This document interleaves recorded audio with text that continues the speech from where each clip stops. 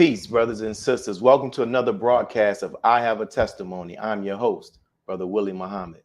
God came to us to seek and to save that which was lost. He raised a man from among us. He, the Honorable Elijah Muhammad, laid the foundation. What I'm doing is something that comes from him through me, and the thing that he uses in me to do the work is my faith in him and the word that he taught. To produce men and women who wanted to clean up their life and build an independent nation for the glory of God. Welcome back, brothers and sisters, and we thank each and every one of you all for tuning in to another broadcast of I Have a Testimony. So this is a special broadcast. 18 years ago, here in the city of New Orleans, we experienced a very devastating loss, right, in the form of what is known as Hurricane Katrina, which the Honorable Minister Louis Farrakhan described as an act of man and an act of God. For this broadcast, we want to highlight the generosity of the Honorable Minister Louis Farrakhan and the Nation of Islam. And the reason why we're doing this is because we want to tell our story. Because if we don't tell our story, no one else will. And to help us to do this, we have three great believers here. All of them are here from the city of New Orleans. Then two of them are in different cities right now. But they have contributed much to this mosque that we have here in the city. And you're going to hear their personal testimonies. But before we get into that, I would like to talk about one of the many acts that the Honorable Minister Louis Farrakhan did to help those who were impacted by Hurricane Katrina, and even to help the Black community here in the city. One of the things the Honorable Minister Louis Farrakhan did was to fly the Final Call newspaper staff here to the city of New Orleans and to get them to do a documentary. And in this documentary titled Unmasking New Orleans, the purpose of this documentary was to get the sides of the stories out from people who were impacted by Hurricane Katrina that we were not hearing about on the news. So if you haven't had the opportunity, you probably can find this documentary online. It's called Unmasking Katrina. If not, you can purchase it from the Final Call bookstore at www.finalcall.com. But here's a clip from that documentary. And right after that, we'll get right into this interview.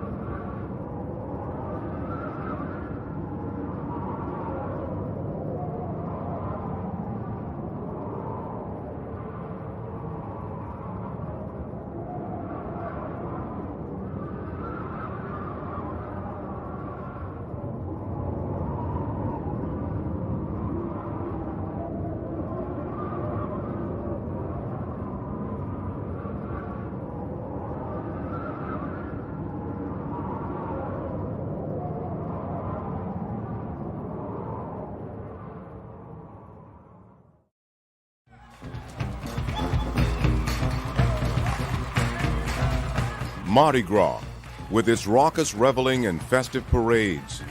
For 150 years, Mardi Gras has been the frolicking face of fun that masked a racial and social divide in New Orleans that most of the nation and the rest of the world hardly ever saw.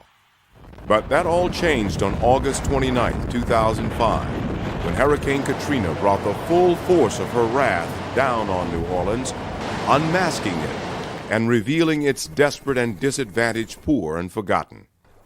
The world watched in horror as thousands of disadvantaged New Orleanians waited, some perilously perched on rooftops, begging for help, pleading to be rescued from a swirling brew of toxic water as high as 15 feet or higher. Wow. So as I said, if you want to hear more or watch more of that documentary, make sure you go and check it out at thefinalcall.com. So I want to introduce our guests, and I want to give each and every one of you all. So first we have our sister Rhodesia Muhammad. Assalamu alaikum. Walaikum salam, dear sister. Then we have our brother Mujahid Muhammad. Assalamu alaikum. Walaikum salam, my brother. Then we have our brother Roosevelt Muhammad. Walaikum salam, family. And we thank each and every one of you all for taking the time out to be a part of this show. And so I want to start the interview off first by just having you all just share a bit about how you came to the Nation of Islam. And we'll go in this order. We'll start with Sister Rhodesia, then we'll go with Brother Mujahid, then we'll come back with Brother Roosevelt. So Sister Rhodesia, can you begin by telling us, I know you were actually, I don't want to give everybody that you were born in the Nation of Islam, but I know you'll tell that. So we'll hear your testimony first, my dear sister. So I'm third generation Nation of Islam. My grandparents, my parents, and now me. How I came to accept for myself was in 1997. And just a little backstory, my dad joined the Nation of Islam when he was at Dillard University in New Orleans. And Dr. Khalid was speaking.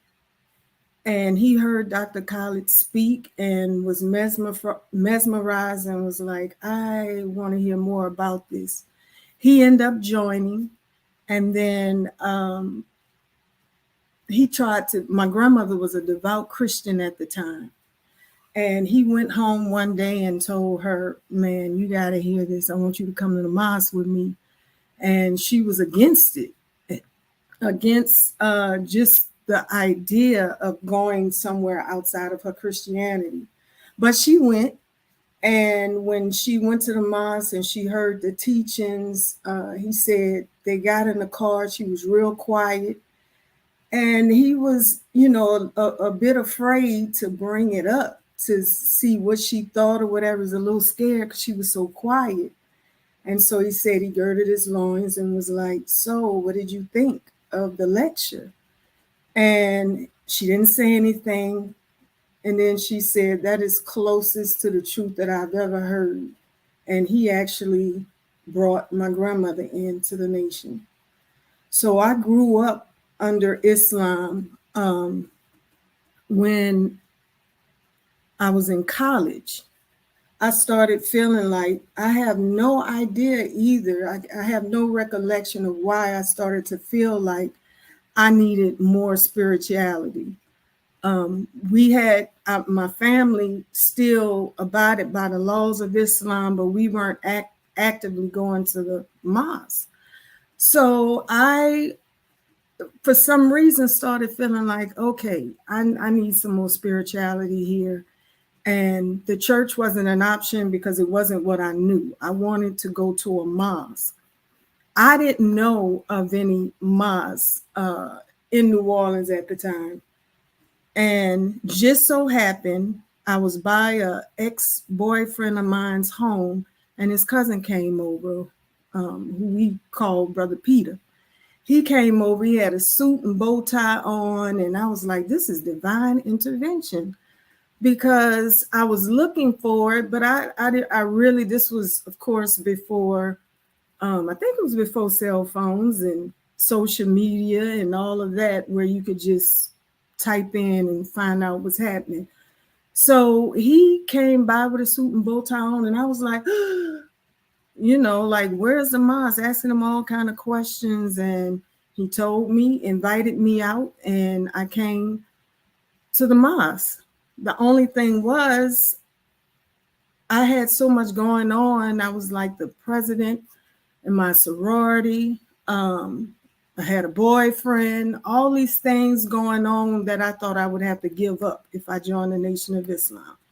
I was limited in my understanding because when we were practicing it, I was too young to even understand. But the older I got, the more I was interested in hearing more about this Islam.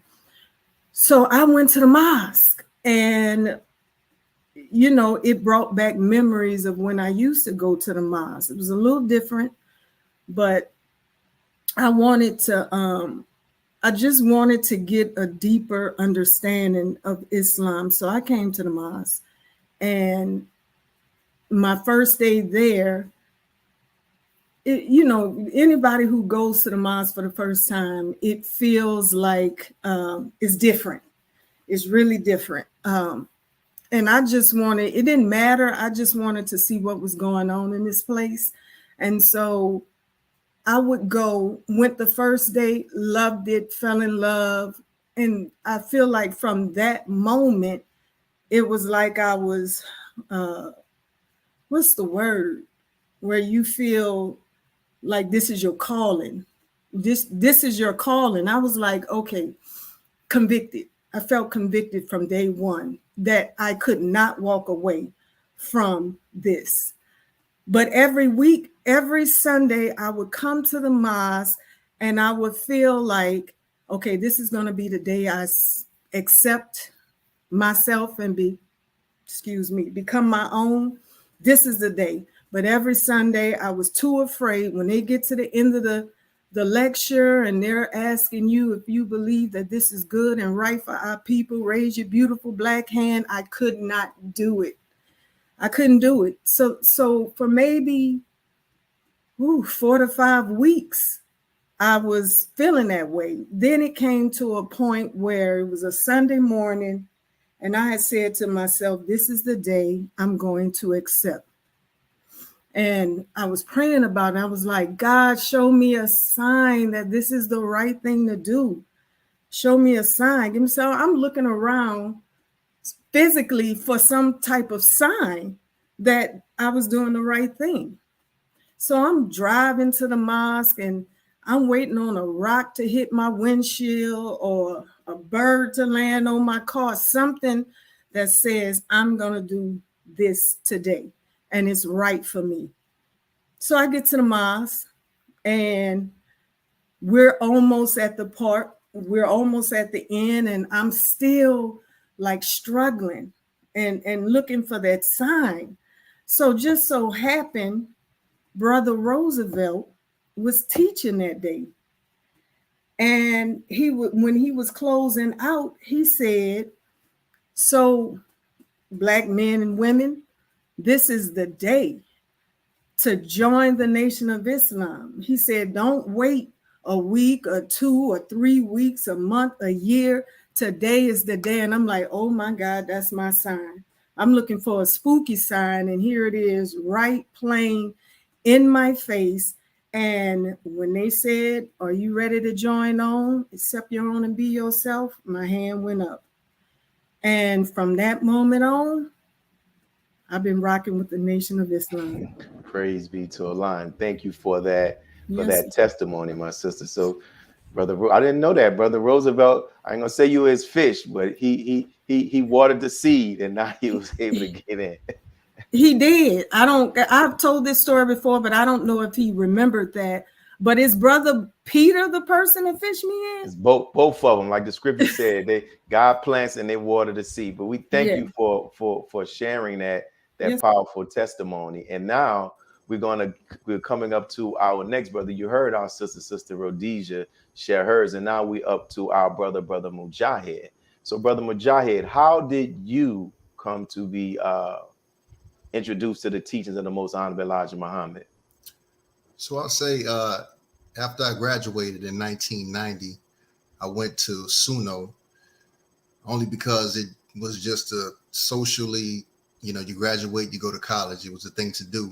But after a semester, I realized that that's not what I wanted to do. So I dropped out. I had a little penny ante job and just, in the inner city streets, just doing what we do. But I wanted something better. I just longed for something better. So I considered the military, not that it was better, but it was like a Hail Mary option. Back then, you didn't have a podcast. You listened to a $1 million person and this program and that. If you lived in the hood, you just lived in the hood and you knew what you knew.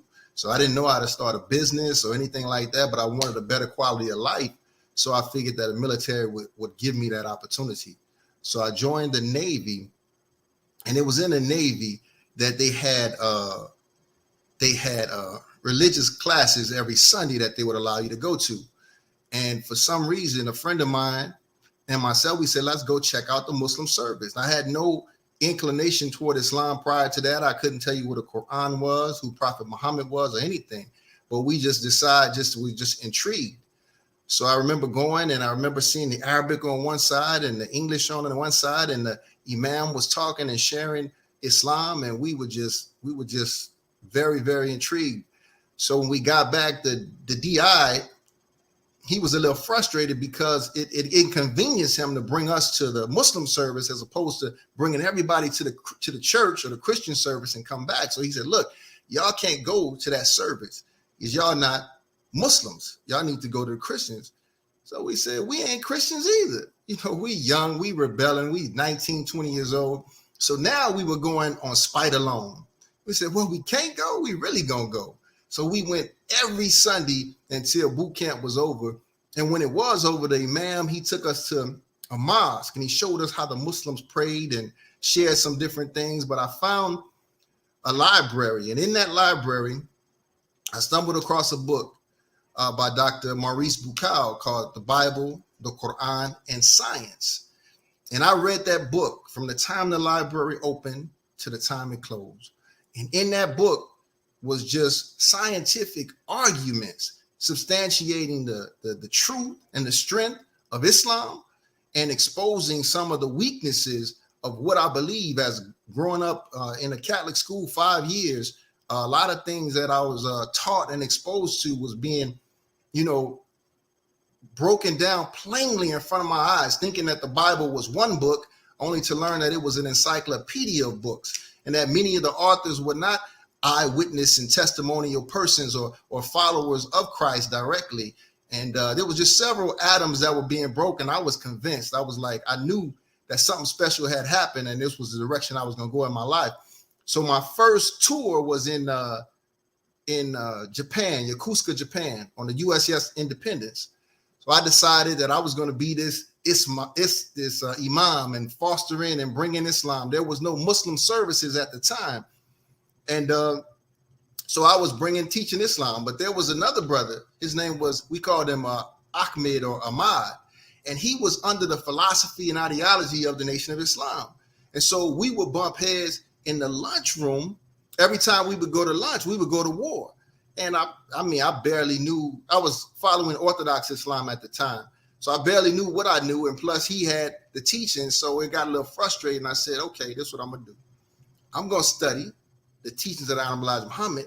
So next time we come together, I'm going to be able to, make him look some kind of way. But lo and behold, that was a door of no return in a good kind of way. And at the same time, I'm traveling the world. So we're showing up in Australia, and I learned about the Aborigines and how they were displaced in a similar manner like the Indians. And then I show up in Hong Kong and learn about the Opium Wars and all these different places. Everywhere the white man has been, that country has been dismantled and turned upside down because of their presence and interaction with the European. So I'm studying and seeing this all at the same time. I'm traveling the Muslim world, and that's where I learned how to call the Adhan and get acquainted with the Bible. And so as I'm leaning toward the nation, it's unfortunately, me and Brother Ahmed, we never saw each other on the NOI side. He never knew that I joined the NOI, because as my faith got stronger and stronger in the nation, my tour was ending. It started so I had to get out the nation. So I'm a little disappointed that we never got a chance to meet each other. But I went back home and got with the friends who I left. And of course, they wasn't feeling Islam. Everybody, they was laughing at me. They said I was crazy. I was brainwashed, So after a certain point, I just kind of hid the light and I blended in with the environment. And I went back to doing what we did. But in my heart, I knew that I was a Muslim, and I knew I had something special. I knew I had something that I could argue the world with. I'm in my young 20s, but I had arguments that I can go talk to these faith leaders and people that was respected in the community, but I didn't have a vehicle of expression. You know, in the neighborhood, it meant nothing. So I just kind of buried it until I would go to the mosque every now and then. And I had one foot in the mosque, one foot in the grave, as we would say, or in the world. And I met my wife, Angel, in the world. And we started to get close. And I said, look, let me tell you something. Before we decide to do anything, I need you to understand something about me. Like, what? I said, I'm a Muslim. And she was like, well, what's that? And so I began to share with her and teach everything I learned from Sunni Islam, I was following Sheikh Ahmed Didat and all the arguments he shared, and a little bit from the Honorable Elijah Muhammad, and talking about how Jesus wasn't crucified and the facts to substantiate it, and the arguments of the Bible, and how the chronological order of the creation was not scientifically and mathematically correct. And she was just listening. Little did I know that she had Islamic influence from an uncle that she was raised around, and then her dad raised her to be what many would call pro-black. So I was talking into fertile soil. So she was like, that makes sense to me. So took her to the mosque. Lo and behold, she stands up. Now I just took her to show her where the Muslims at. We wasn't supposed to, but she stood up. And so the next week I stood up, and then we from there we just built a life, raised our children and our family to follow the Honorable Minister Louis Farrakhan, and the rest is history. Wow, and you've never come back across that brother? No, never. I know he don't know that he was the spark and that brought me to the other side. Well, I pray a lot that he sees this with this modern technology, man, that he finds out to hear that testimony. And thank you for sharing that. And our next brother, whose testimony we're going to hear, we're bringing up, is our brother Roosevelt Muhammad. So, Brother Ro, and show how did you come to the teachings of the Most Honorable Elijah Muhammad? Man, I came to the teachings of the Most Honorable Elijah Muhammad. One day, I was on my way to one of my stash houses that I had in Skyview, where we used to keep our drugs. And Brother Jermaine Muhammad, he got in front of my van and stopped me. In my van, I had 4 15-inch woofers on 2-punch 650s. So every time I would pass, the music would shake all of the walls in the mosque. So Brother Jermaine got in front of my van and he stopped me with his hand. He put his hand out and stopped me. And I rolled the window down, my pistol cocked, and I said, man, what's your problem? He said, brother, could you please turn your music down when you come down this street, because it's about to knock the pictures off the wall in the mosque. I said, all right, man, I'm gonna do that. And then he said, well, brother, would you like to come out and listen to some of the lecture? And I looked at him, I said, man, I can't come in there. Y'all niggas killed Malcolm. And he looked back at me, he said, brother, I ain't had nothing to do with that. I'm only 19 years old, brother. I wasn't even born. And that made so much sense to me. I said, all right, bro, I'm gonna come and listen. And so I rode around the corner, and I was in front of my stash house with a few of my partners, smoking no car. And a young brother named Brother Robert, he was a teenager, was coming out of his door in a suit and bow tie on his way to the mosque. So I looked at him, and then I looked back at my partners, and I hit the guard, and I passed it to them. They said, where you going? I said, I'm going with him. They said, man, don't go around there, they're going to brainwash you. I said, man, I told them people I'm coming, I'm going around now. So I ran and caught up with little Brother Robert, and he said, where you going? I said, I'm coming with you. He said, man, you can't come in the mosque smelling like a pound of weed. I said, man, the people around the corner told me I could come. He said, all right, they just see if they're going to let you in. And lo and behold, they let me in. I went into the mosque, and Minister Harold done a lecture that night called Use a Hoe in the White Man's Hill Pencil. And man, that was the night of my life. I left out of the mosque, basically that night I was converted. I went back around the corner. The first thing came out of my mouth to my friends, man, we ain't nothing but a bunch of hoes and a white man pimping us. And he said, I told you they was going to brainwash you. I told you. And from that day forward, I was addicted to the mosque. I would make it to the mosque before the believers would be there. And I only had a problem because at that time, I had a contract out all my life. So when I would come to the mosque, I would have my gun, but I couldn't bring it in, so I was kind of paranoid. But I would leave it in the van. And every time I would come to the mosque, it would be so empowering. We was doing some studying on self-improvement. It's the basis for community development, the self-improvement study guides. So they opened me up to starting to improve myself. And so I just was addicted from that point. A few months later came Savior's Day. It was Savior's Day in October. And so the brothers wanted to go to Savior's Day, but they didn't have no money. So I said, brothers, we're going to Savior's Day. They said, how we going? I said, we're going to drive my van. And he said, well, we ain't got no money. I said, well, I'm going to pay everybody way. They said, what? So me, Brother Roderick, a whole band, there was so many of us, but we just got in the van and started our route all the way to Savior's Day. But I still wasn't in trust mode because the time I'm on my way to Savior's Day, I'm driving and under my spare tire, I had my big old 44 pistol. And I'm saying, man, if these Muslims try to do me like they did me, I'm going to kill all of them. But by God's permission, we got to Savior's Day. And the minister lecture was so powerful. I witnessed Minister Farrakhan teach the Crips and the Bloods. The name of the lecture is Healing the Wounds. And I watched grown men in red and in blue cry. I had never witnessed men cry. And these men were crying and forgiving each other. So I left LA with the determination to come back home and do what I saw done with the Crips and the Blood, with the brothers I was beefing with out of the 7th Ward in Uptown. So when I got back, I got to a mutual friend that knew both sides of the beef and sent a message to the side that I was beefing with and told them I want out. I don't want to kill any of y'all. If y'all leave me alone, I'm going to leave y'all alone. And all my friends would say, man, you crazy? You trust them boys? I said, man, listen, I trust God.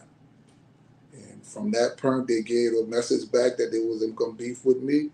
And it was over with for their part. And if it's over with for me, they don't got no problem with me. So I just came in the mosque and fell in love. And a few months later, I was out selling papers, and my brother rode, well, 3 young brothers rode up on me with guns on Diamond and Chef. And my pager kept going off. And I'm looking at the pager while I'm selling papers. I never would check my pager, but it kept going off. So I said, man, let me see who this is. I stopped, went to the payphone, called the person back, and it was the brother who I had asked to do the mutual, agreement between. He said, man, where you at? I said, I'm on Diamond and Chef. He said, boy, you better get your ass off of Diamond and Chef. Them boys gonna kill you. I said, damn, them boys just left the corner. So they were supposed to kill me right then and there. But the 2 in the other seat didn't know me. The only person who knew me was the driver, but he kept calling, asking me my name. And I said, my name, Brother Roosevelt X. He said, man, what's your name? I said, Brother Roosevelt X.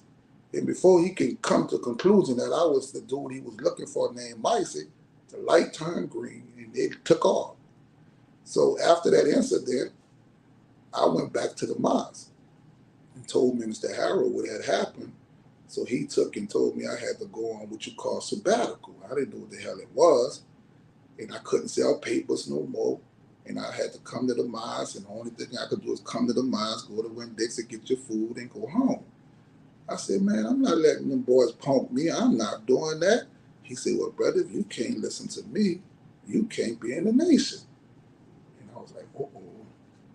So I said, all right, I'll do it, which was the greatest blessing of my life, because now I had undivided attention to studying. At that time, January the 10th, 1993, I got hooked on phonics.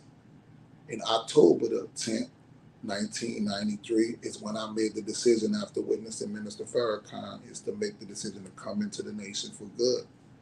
And so I had the chance to just study. So everything that I have, which is what called basic knowledge, began in the Nation of Islam. And Praise I've be been in to the Allah. nation since then. Praise be to Allah. Thank you for that.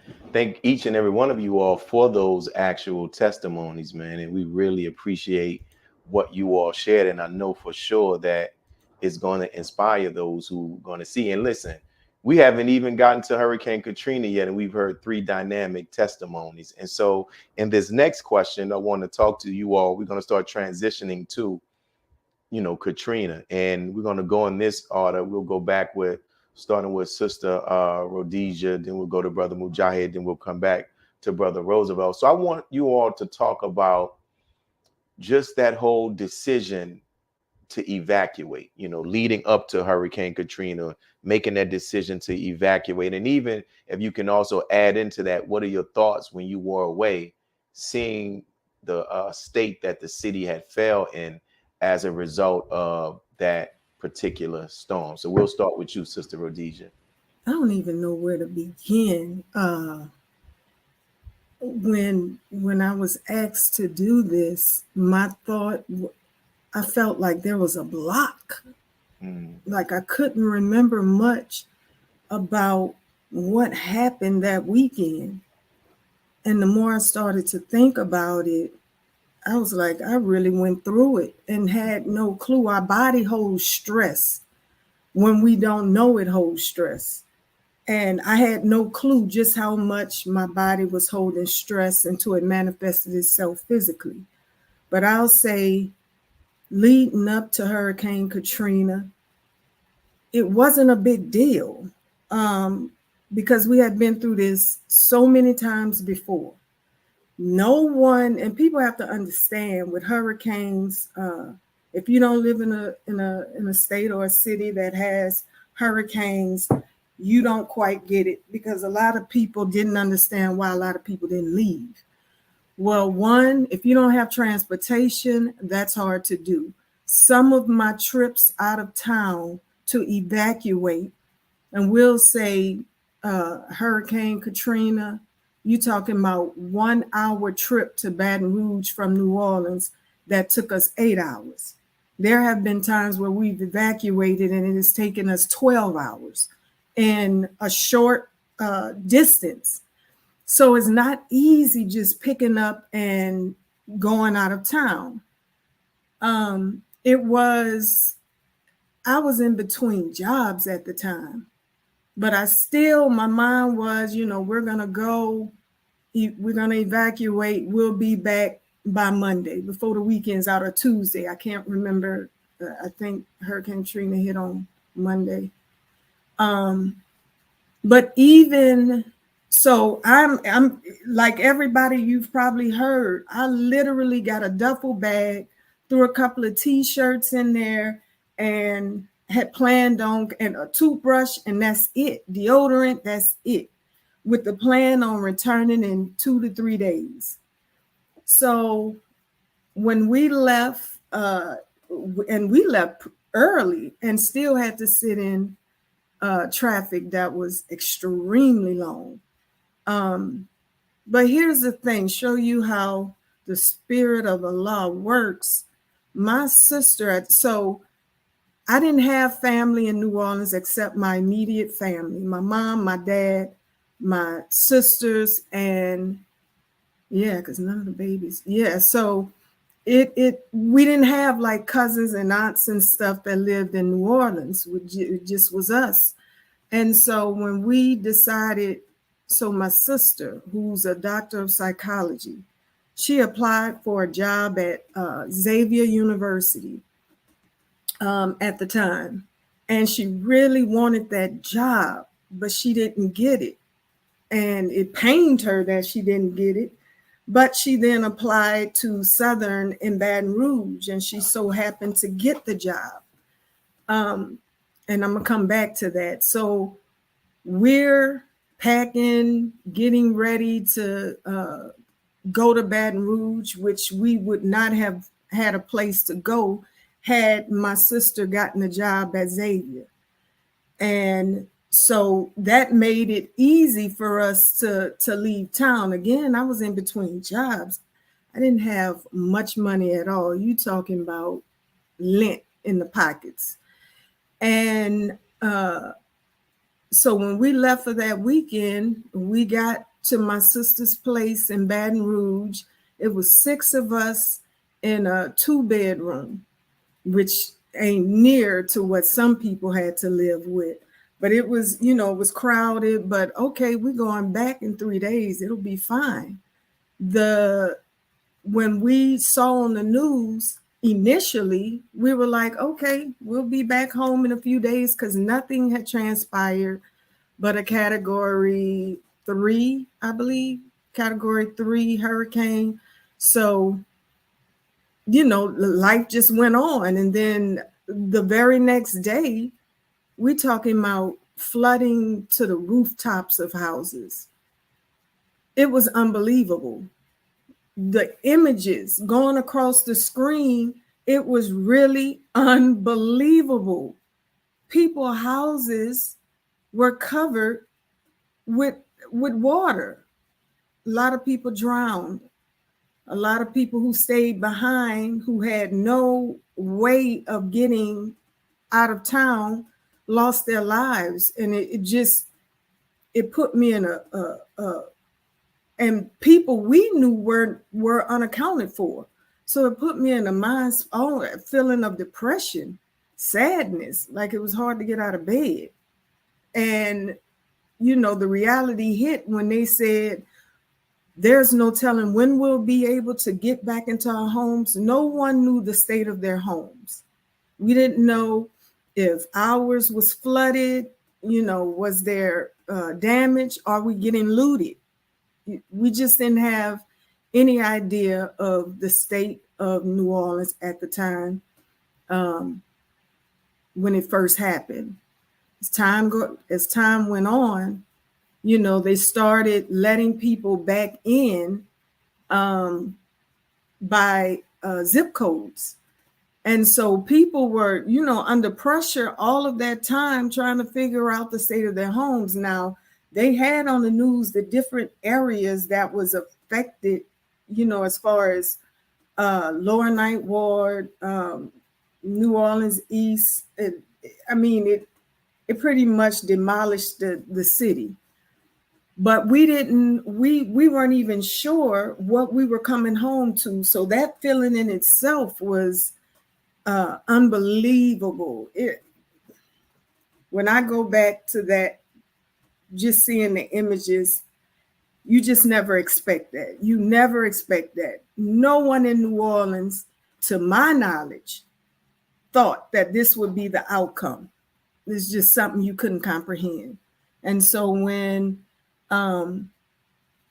we were able to go back into the city to check on, you know, our houses and stuff, and it was a good thing I brought my car, but my mom's home was messed up. My dad's home was messed up. I was the only one that didn't get the water damage. I had wind damage, but not water damage. But then I received one day, because we were trying to figure out, or I was trying to figure out how I'm going to make it these next few months. Because they let you in just to check on your place. It wasn't to go back and live because it was inhabitable. So I was trying to figure out, what am I going to do without money? Finances. Like, that was the worst possible time for me to have to evacuate. That is the worst feeling, having to evacuate and you don't have any funds. FEMA was doing as everybody knows, $2,000 to anybody affected in New Orleans. And I had received that.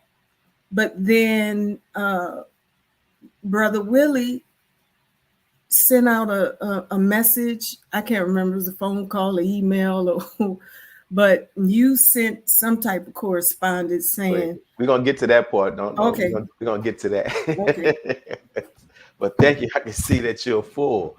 But thank you. Oh And my God. just like you said, you know, people don't understand the financial cost that goes with deciding to evacuate. And if you have a family, do your transportation. It's so many factors, but I never, until the teaching of the Most Honorable Elijah Muhammad, we know about fall of America. Now you see in California, Oh my and all of God. my life, they were threatened with a hurricane and then had an earthquake and then there were mudslides. So we thank you for what you shared. And now what we're going to do to hear more of his another experience, we're going to bring in our brother Mujahid. So you heard what Sister Rhodesia talked about. Can you talk about, if you can mix this all together, you know, that decision to leave, and even the challenges to leave, and even what you lost, right? And even it's like a three-part question, and just your thoughts about what you saw going on in the city of the destruction.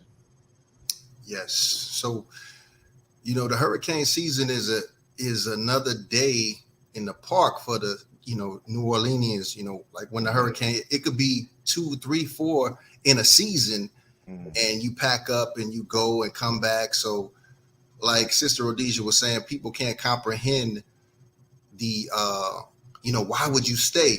You know, after you go back and forth several times, you know, sometimes you get frustrated. But I just had a personal philosophy of leaving only because my wife has so much faith in me. If I make a decision, if I say we're going to stay, then she's going to say we're going to stay. And I just hate to be in a position where something happened and I can't defend my family off of a decision I made them decide to make. So in that spirit, we always had the inclination to just leave. And by Allah's grace, we have believers in Monroe, Brother Douglas, known as Brother Amir now, and Sister Lachelle. We told them we were on our way. And so we beat the contraflow. We beat a lot of the drama. We left before the mandatory evacuation. And when everything went down, by Allah's grace and permission, we were in the comfort of his home. But seeing everything, it was just, we didn't know how to digest it. When they said that the city was underwater, we didn't understand what that meant. We didn't know if it was over. Can it rebuild? Our whole life is in New Orleans. It was really an uncomprehendable event. I had a real estate portfolio at the time. So all that portfolio was leveraged by debt. So the tenants paid it. So no tenants, no debt. So that was immediately bankrupt. I remember being on the phone with one of the lenders, and they were chiding me on, you need to get your act together, go clean up their property and rent it out. I said, sir, I don't think you understand. The house is not there. The house is not there. I can't I can't renovate it. And then to tell you one further, the block is not there. There's no houses on the block. There is no utility. There's no electricity. So he said, wait, hold on. So he's sitting me up the chain of command several times. I'm saying the same thing to the people. I finally got to the owner, and no one could comprehend the extent of the devastation. I remember asking my mom and my sister, may Allah be pleased with her, she's deceased now, for some resources. They sent me a couple of $100. And I don't want to laugh at that, but they didn't understand the magnitude. That couple of $100 was 1 or 2 nights hotel. That meant nothing. It was a really compromising position. So that whole experience, man, I don't even know how to. I think it went over everyone's head. When Katrina is reduced to one word, Katrina, but inside Katrina is 20 feet of water, but not regular water, toxic water.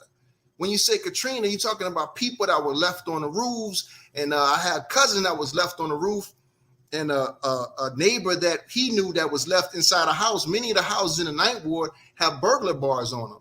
So you can't just get out. And as the water was rising, he was lucky to make it to the roof, but he could hear the neighbor saying, Brian, come help me. But he couldn't do nothing. So he literally had to listen to her voice till it faded, till she drowned. So these are some of the experience, along with the rape and the murder and all the things that were going on. The minister very wisely named it Unmasking New Orleans, because New Orleans is a city of joy, of laughter, of music and frolic.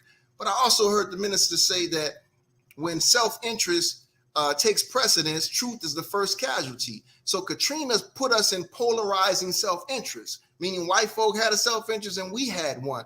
And so it showed the true intent. It showed, they described our sincere intent for food, for shelter, to protect our women and children as looting, as burglary. You know, it was just a whole, there was buses where they had dogs on air-conditioned buses leaving New Orleans, dogs and animals, where we were still on the roofs, in the rooftop. So, you know, I personally speak lightly about the loss because I was on the best of the side of it, honestly. It was a financial loss.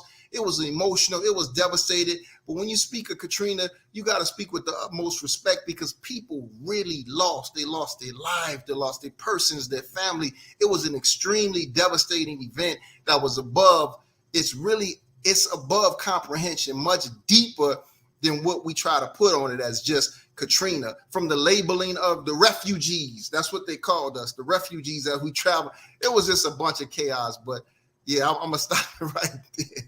No, I remember, man, that's what made us pull up this picture because I remember you sharing your testimony. You were saying, you were just talking about, you were talking when you had the opportunity to go back into the night ward.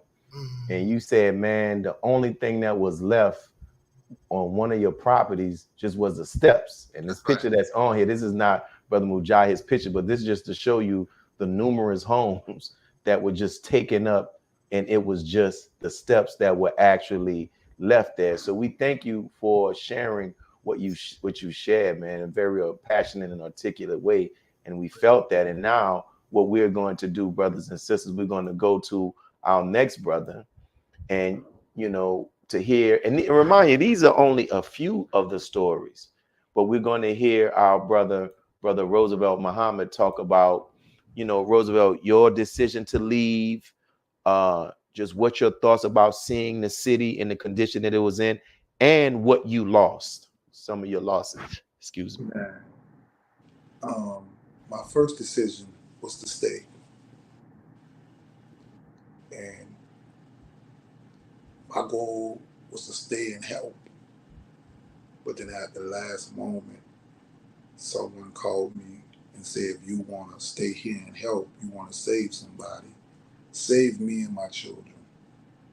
So I decided to go and do that. I picked her and the babies up, got them in the car, and we started at the last moment on our way to Atlanta. The hell was coming down. And I had never witnessed hell in the magnitude that it was coming down. We were stuck in traffic. I thought I was going to run out of gas, but I was blessed to make it to a gas station.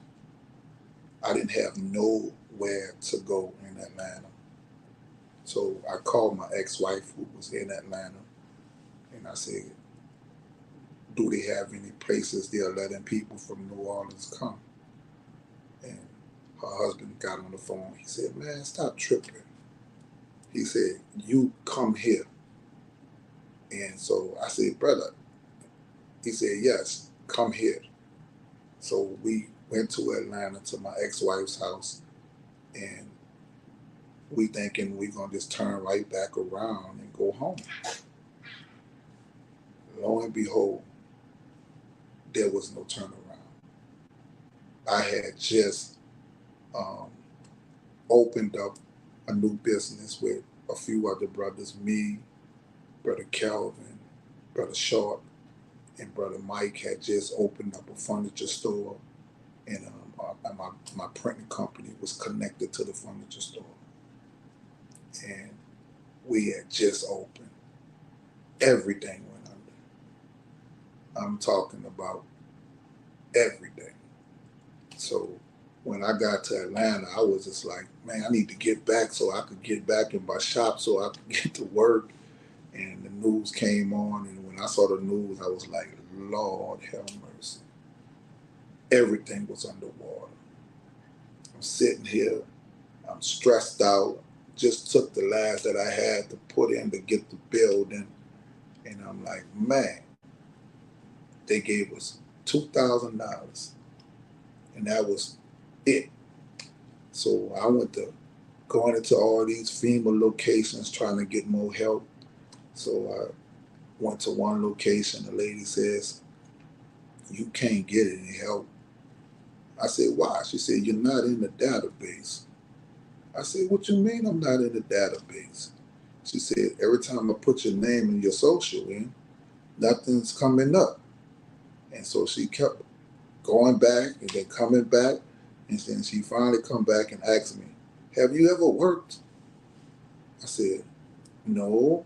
She said, "That's why you ain't coming up." I had never had a job in my life to make any contribution to the Social Security, or any contribution to taxes. So I was never in their system. So they couldn't find me in their system to be able to gauge me getting a certain amount of assistance from the government. So they said because I had never worked and they didn't have proof that I can show who I was, that they couldn't help me. And lo and behold, that was the end of that. I was sitting in the house stressed out, and that's when I received a phone call that you had contacted me.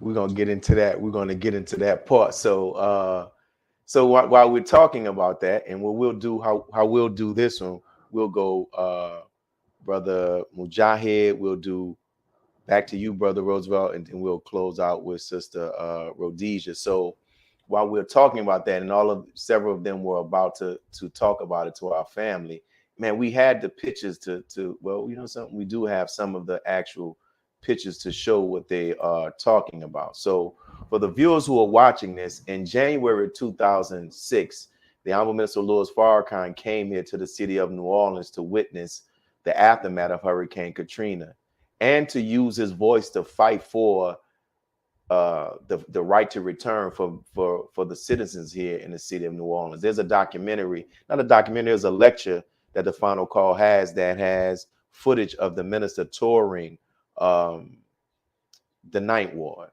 And when he toured the Ninth Ward, the minister, as soon as we hit that area, the minister broke out in tears because it's just the devastation.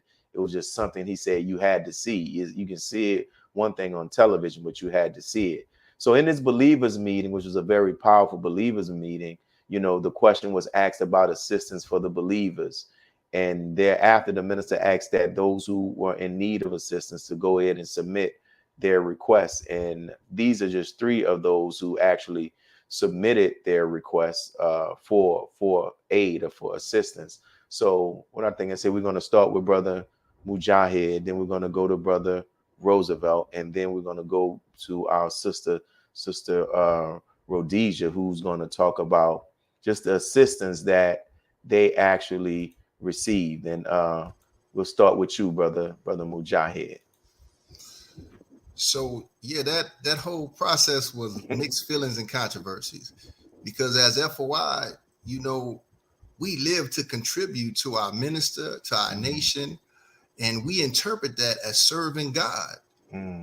So to ask the minister to do something for you, even as legitimate as it was a real mixed feeling and controversy. So you try to be as conservative as you like, I can do without this, I can do without that. You know, if it was a government form, you'd be like, I got this, I need this, I need that. But it was like, he was trying to be very conservative.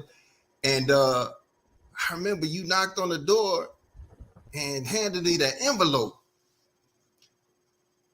And man, when I saw the minister's signature, what I thought about, I said, the minister had to have said my name for at least a few seconds.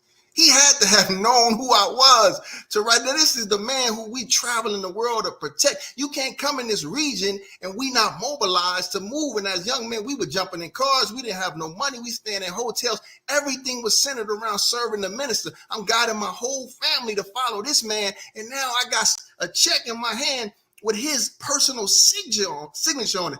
Forget the dollar amount. Forget just his signature. It really brought me to tears to know that the minister signed that check, knowing me and my family was in need, and did that for us.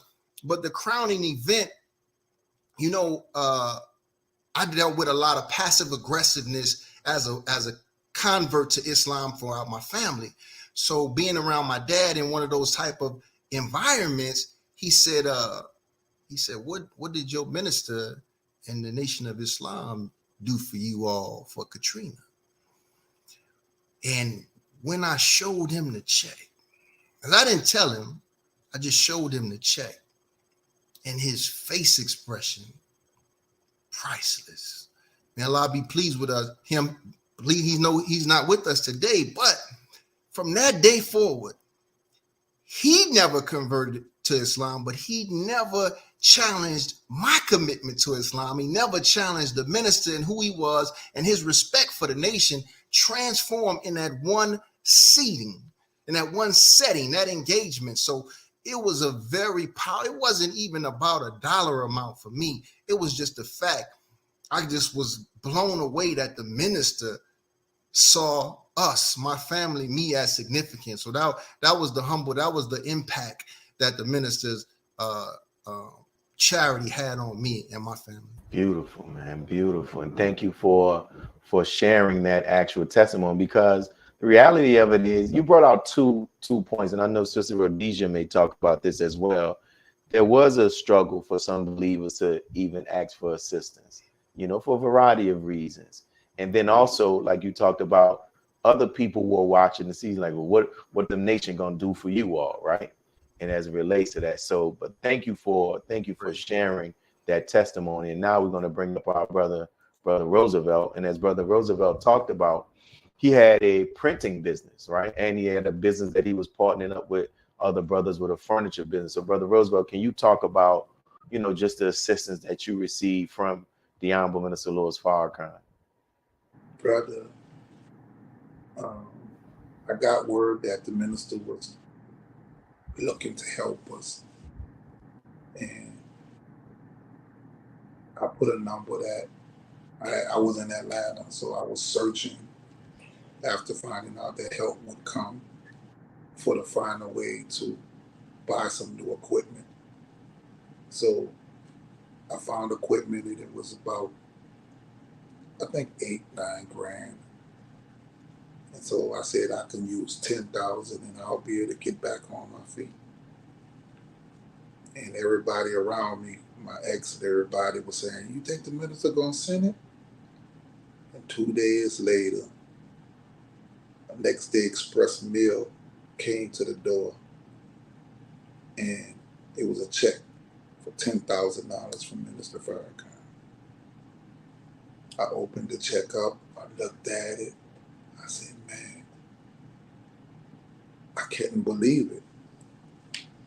Immediately, once I went cash the check, I went and located some equipment. Didn't have nowhere to put it at the beginning. I bought me a new duplicator, and had to figure out a way to take and find somewhere to put the equipment. So I was debating if I was going to rent a place or find somewhere to do it. So we decided to take the garage that we were staying by my ex with and put it in there. But as I was going through the discussion with them, they were saying, why you don't go buy you a bed? Because we were sleeping on the floor. I said, he didn't send me the money to buy me a bed. He sent me the money to get me some equipment to start my business again. And I went and did exactly what he sent me the money to do. That was the greatest comeback in my life. That man is the only man to ever aid me, to ever assist me financially. So I'm grateful. And I would like to say that if the minister ever view this, thank you from the depths of my heart, Brother Minister. I have never been able to tell you thank you, but I am telling you right now, thank you, thank you, thank you, thank you. Everything that I have in my life at this moment is predicated on what Minister Farrakhan did for me, because everything that I have financially is based upon that one generosity of service he did to me by giving me the opportunity to rebuild my business. And I've been blessed beyond measure. What he gave me, I have doubled it at least 100 times. I can't say nothing but thank the minister. And he was able to affect a lot of people because many people didn't know that he had the heart to do what he did. They would say, man, you ain't gonna get no help. And the help came. So I'm one of the grateful ones, and every penny I have right now, every dollar I have right now, every bit of equipment I have right now was based upon him giving me a jump start to restart everything that I lost. So I'm one of those grateful men, and I'm in debt to this man for the rest of my life. Praise be to Allah. Thank you, my brother, for sharing that testimony, man. And we put some of those things up, and these shirts that you're seeing coming across the screen, these are shirts that our brother has produced post Hurricane Katrina, and has used these shirts to allow young men in the city to be able to find a positive means of putting money in their pocket as well. And he and his wife have a printing press and a lot more going on in the city. And inshallah, brother, to those of you all who are watching, not those who are watching this too, but those of you all who are participating in this, it's going to be my goal that the Honorable Minister Louis Farrakhan gets an opportunity to see this actual broadcast. So now we're going to go to our sister. You've heard Brother Roosevelt, you've heard Brother Mujahid, and our sister talked about the difficulty of having to what's the word I'm looking for? Having to evacuate, in the transition of between places of employment. So, Sister Rhodesia, can you talk about your experience in the minister? I wish you had let me go first this time. I saw you wiping your eyes. It's just Brother Roosevelt. It just.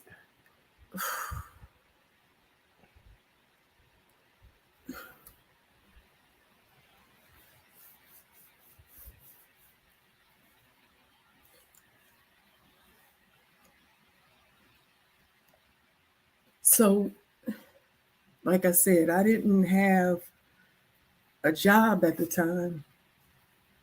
And we're not talking about, because, I evacuated with my family, but the jobs had halted.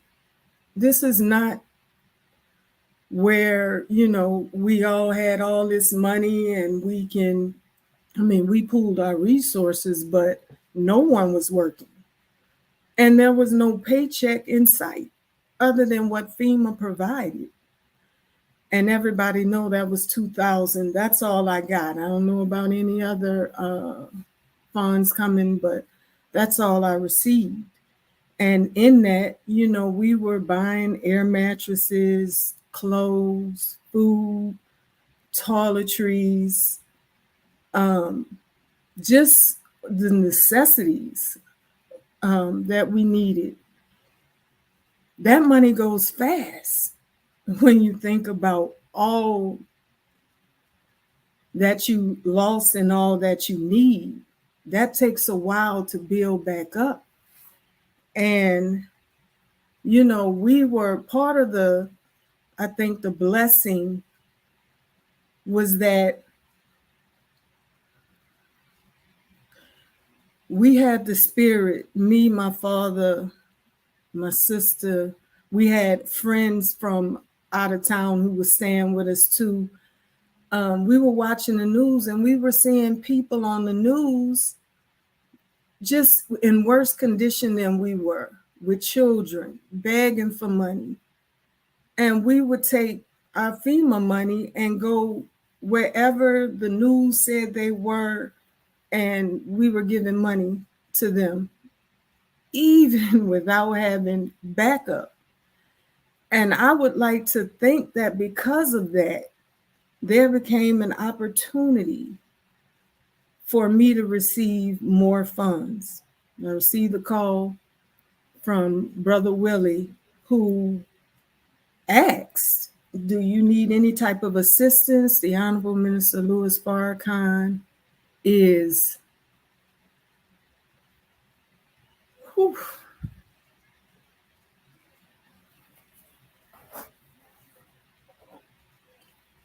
Yeah. Excuse me. The Honorable Minister Louis Farrakhan is helping financially, helping the believers financially.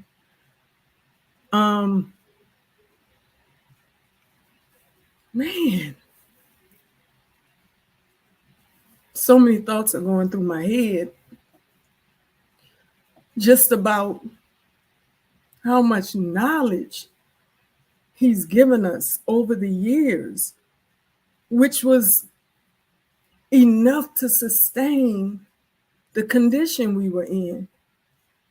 But then he wants to go and add finances on top of that. And I didn't even know what to ask for. I couldn't even comprehend the loss big enough to know what I even needed more. I just know I didn't want to take much from the minister. It was a hard decision to make. I even got some flack for it. But one thing, and I shared this with Brother Willie, is that, you know, there was a sister one time, I picked her up. We were going somewhere together. She wanted to give me gas money. And I told her, no, keep your money. It's fine. We're going to the same place. No, I'm not having it. She kept trying to give me the money, and I just kept refusing it. And to the point where she was hiding it in my car. And I just kept giving it back, and we went back and forth. And she's like, Sister Rhodesia, why is it so hard for you to receive? And I'm like, you know, in my head, I don't need this from you. That's fair. But the thing is, how are people who are giving receiving their blessings if they're being rejected every time they try to do something nice? And I thought about that when I started thinking about the decision I had to make to ask Ms. Farrakhan for money.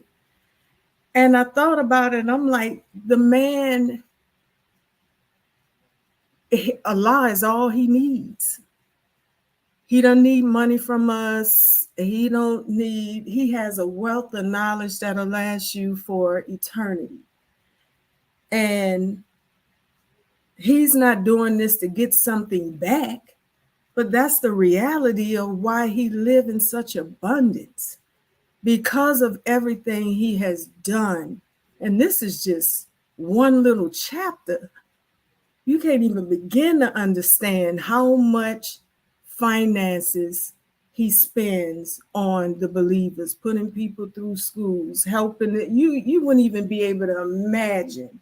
So when people say, you know, like Brother Mujahid said, people question, well, what the minister do for y'all? Oh my God.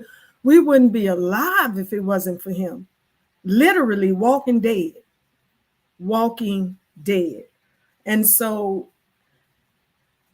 I asked for what FEMA gave, because I just didn't know an amount that would really reflect what was needed. But I felt like if I can get by with what FEMA gave, I can get by on what the Honorable Minister Louis Farrakhan was willing to give. Now, I didn't know how much I could ask for. I didn't know. So I just set 2,000 as a standard. And because of, and it came at the right time, because, you know, we were almost out of funds when that came. So it was a blessing in so many ways. And one of the things I used some of that money on was getting therapy. Praise be to Allah. Yeah.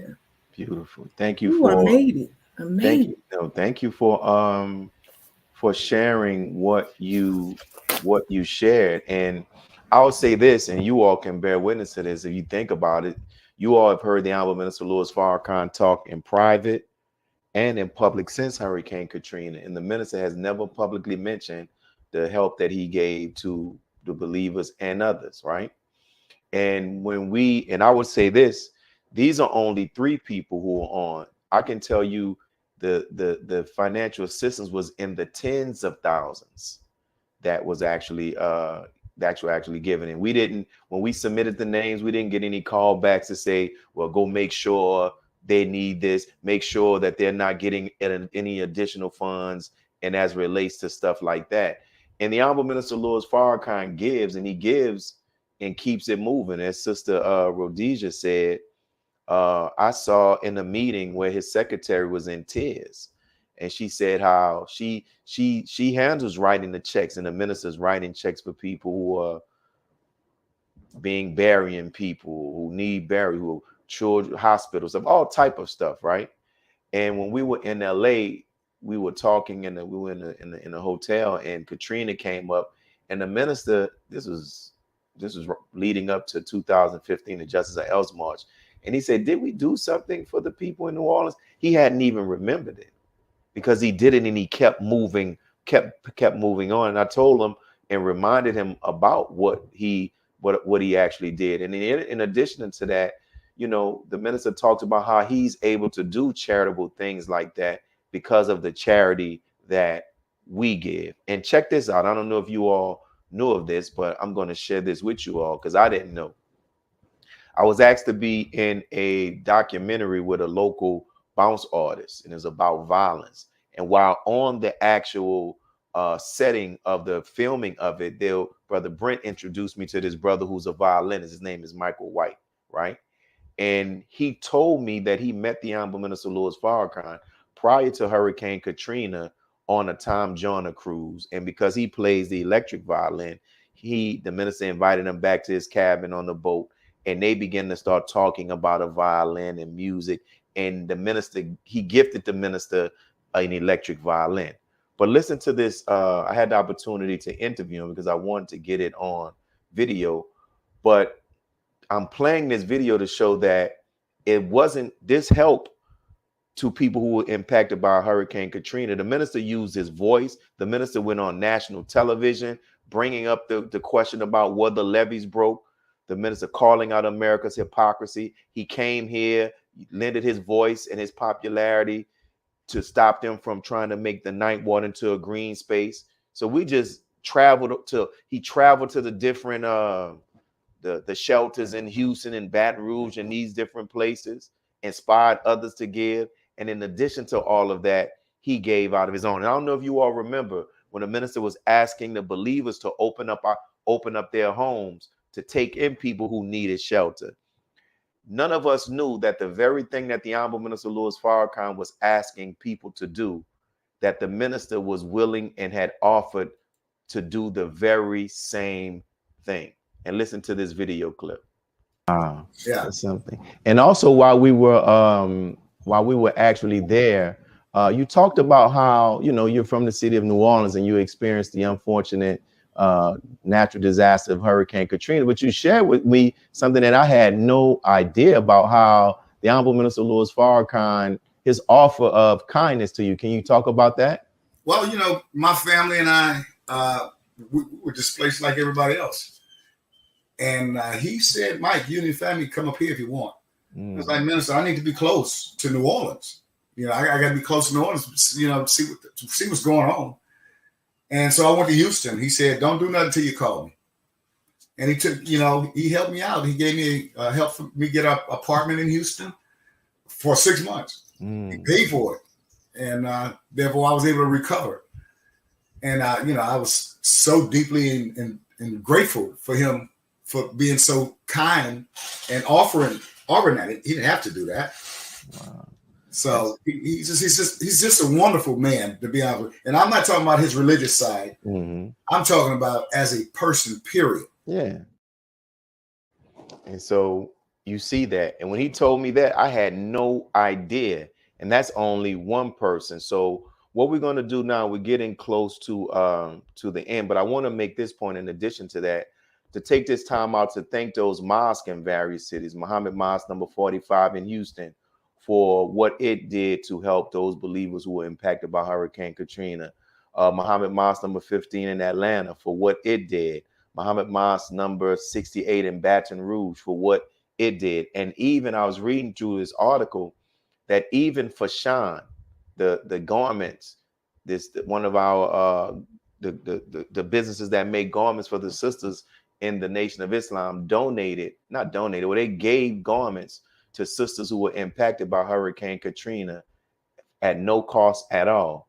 So we want to thank them for their help as well. And all of the believers, there's different things that different people did in other cities did to do that. So as we get ready to close out, are there any of you who want to talk about, we talked about what the Honorable Minister Louis Farrakhan did, but there were also some believers, like formerly Brother Eric Muhammad opened up his home for my family. Brother Andrew and Sister Dusty opened up their home for my family. Are there any of you who want to talk about any assistance that the believers actually gave? And I know for sure we'll go with Brother Mujahid, and then if there are any others, we'll do that. We'll come to you, and then what we'll do, we'll close out with you all just giving an update about what's going on with you all today. So, Brother Mujahid, you want to talk about any of the help that you were given by believers? Absolutely. I'll be remiss if I didn't mention what Brother Amir and Sister Lachelle did for us. We had our own room. They fed us and were very brotherly and sisterly to us, and we could have stayed as long as we wanted to. But then also we went to Houston and we met Brother Patrick Muhammad and his wife, Sister Chandra, and they allowed us to stay. We stayed there a good, I don't know, like 3 or 6 months. And the hospitality was off the chain. I mean, when Brother Pat let you in the house, he let you in the house. So we walking around, we doing everything like we own the house. But he took care of us and never looked back. He never reminded us what he did for us. And it was the most vulnerable time. As a matter of fact, I think it was like 4 family. I know it was me, my family, Brother Captain Brian and his family. And so we had 3 MGT cooking meals. We had, it was a blessing. But I pray Allah just bless them 3-4 times over for the sacrifice they made and what they did with us in our most vulnerable times, Brother Patrick and Sister Chandra.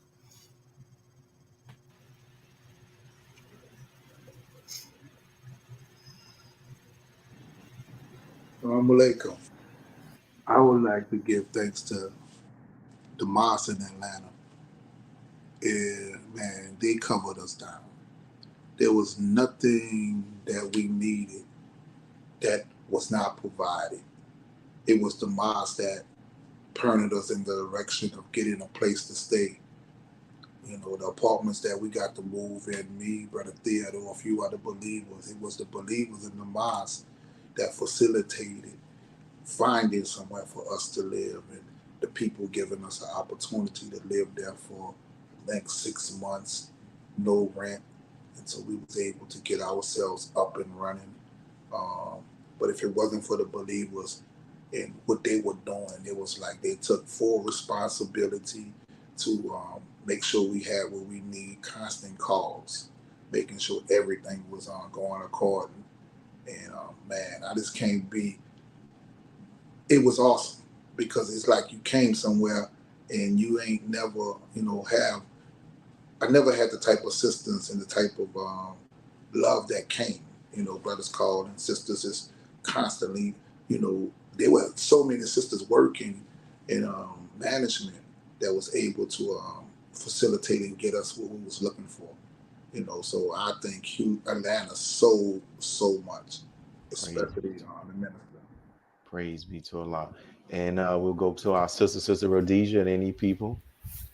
Just the believers, I'm still real full. Just the believers checking on one another during that time, because we were all going through it in one way or another. And you're talking about, we grew up together. We all came in, we were really young, and you talking about 20, 25 years, 30 years later, and you still bonded with all of the believers. It's like we grew up together as family. So I'm grateful for all the believers who, just kept checking in on one another, because we were separated. And a lot of that was a cultural shock to us. We were used to going to the mosque on Friday, study group, Saturday class, Sunday, and Monday for the brothers. And it's when that's ripped away, you start to long to be in each other's company again. So we kept each other held high during that time. I'm grateful. Praise be to Allah. Thank you for that. And before we're going to close out asking each of our guests to just talk about where they are now and some of the things that they're doing. But before we do that, I also want to talk about in regards to let the audience know, these are some of the images of our building that was damaged by Katrina. And you see it, but the water was, if you can see that air condition that's right by the stop sign, the water got high up to that. The whole bottom floor was actually submerged in actual water, right? And you can see it, the damage of it. And I remember talking with the Honorable Minister Louis Farrakhan, and the minister said that our rebuilding would be better than it was before Hurricane Katrina. And I have to say that it actually was. This is one of the images of our building now. And this is an image of our building after Hurricane Katrina. I think we had to send this up to Chicago, but it's changed now. It's not even brown anymore on the inside, it's white. But those of us who've been here from the beginning, you know where we actually came from, and may Allah be pleased with him, with our brother Jabril Muhammad. I was telling somebody that brother Jabril was the reason why we ended up getting central air, because it was hot one time in the mosque, and he hit boom.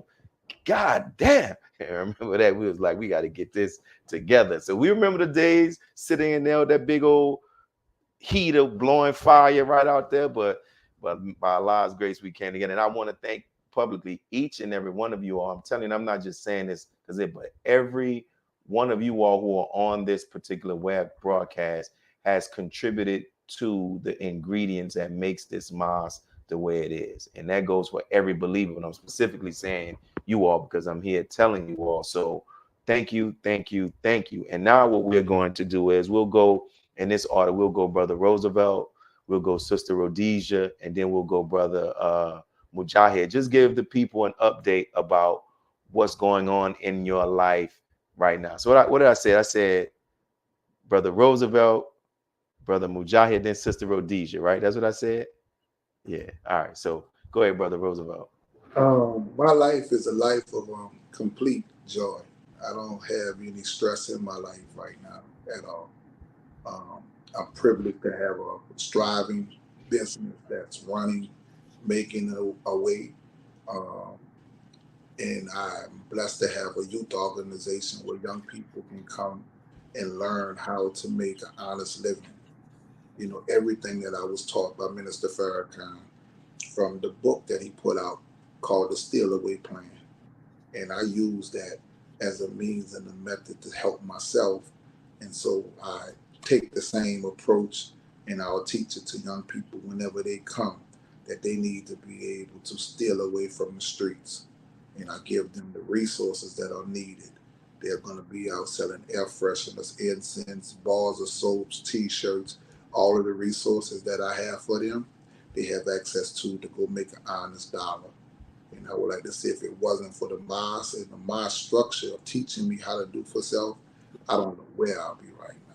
Praise be to him. And for those who are watching, when you see this interview, we'll have in the comment section where you can find Brother Roosevelt on social media. If you have any printing needs, t-shirts, cups, whatever, you can get them, and I'm quite sure they can mail that to where you actually are as well. So support that business. And now we're going to bring up our brother Mujahid.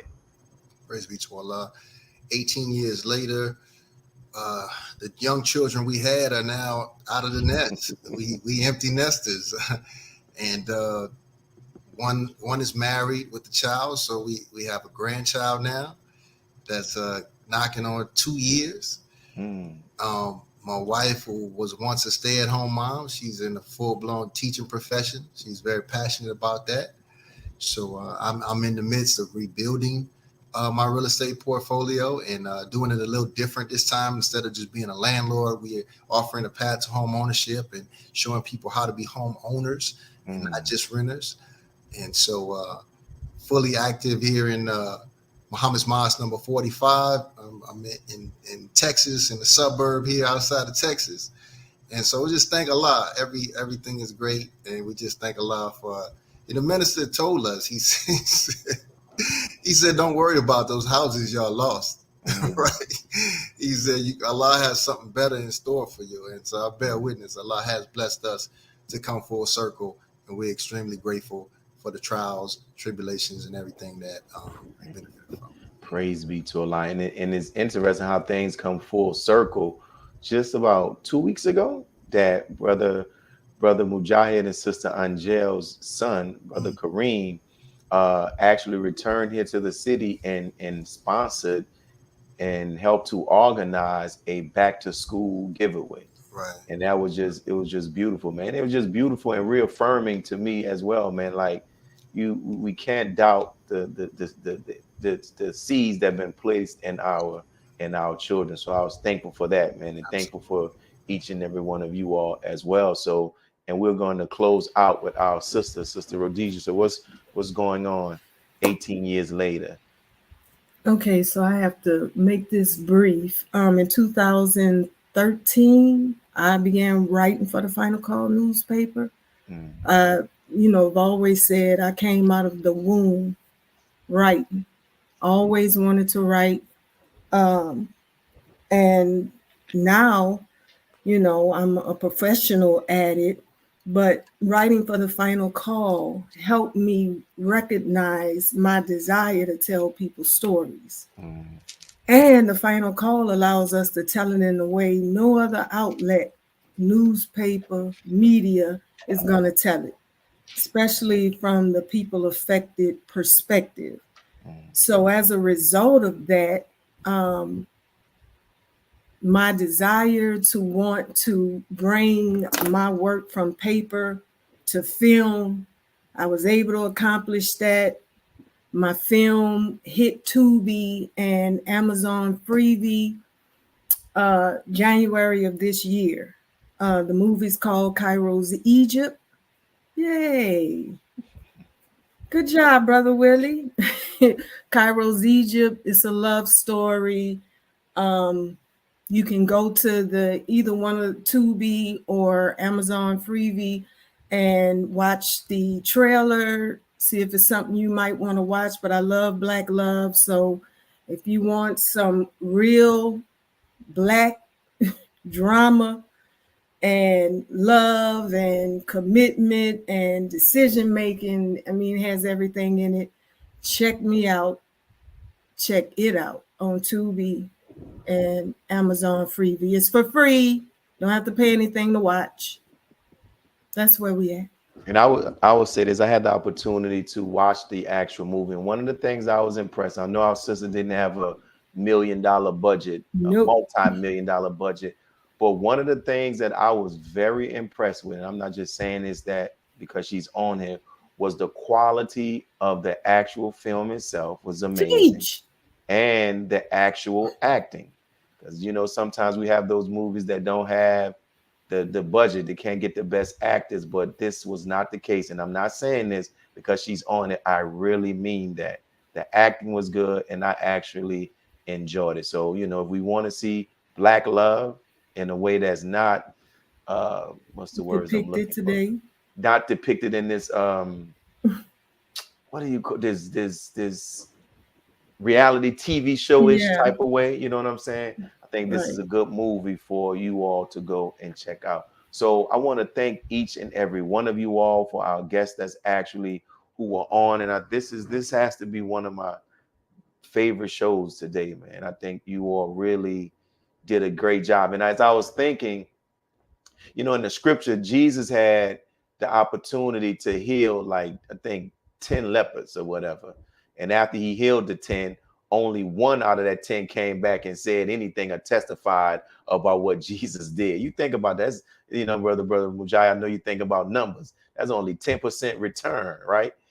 So the 90% didn't even come back to say thank you or to even say this man healed me. And I think in regards to what we just did tonight, you know, we'll believe as students of the Most Honorable Elijah Muhammad that we can beat prophecy. And I think what you all have done is something that the Honorable Minister Louis Farrakhan has said publicly. He said that his testimonies, his witness bearers are too damn quiet.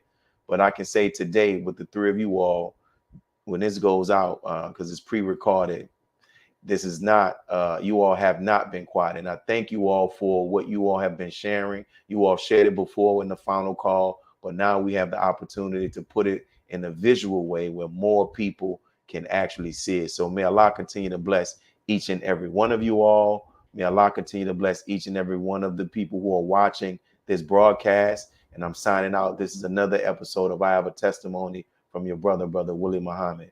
Peace. God came to us to seek and to save that which was lost. He raised a man from among us. He, the Honorable Elijah Muhammad, laid the foundation.